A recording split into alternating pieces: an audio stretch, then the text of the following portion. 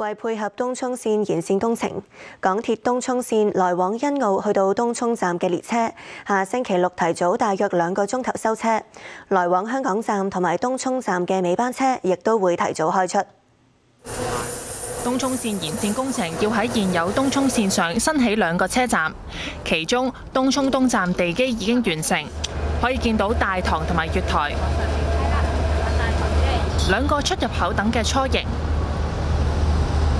工程重點之一係利用道岔將列車從原本路軌轉向新路軌，往新起嘅東涌東站同埋東涌西站。第一次道岔工程舊年10月已經完成，下星期6會進行第2次道岔工程。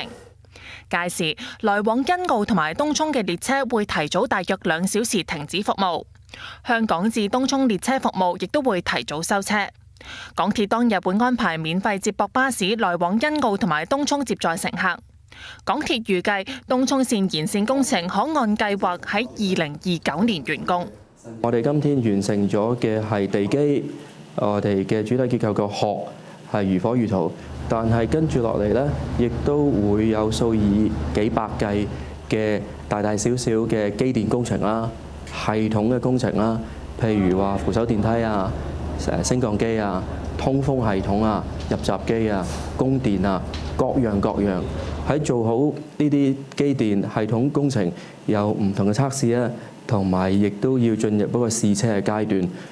上次同埋今次嘅道岔安裝工程都喺我腳下建造中往香港方向嘅新路軌上進行，而未來2次工程將會分別喺2026年同埋2027年喺往東涌方向嘅新路軌上進行。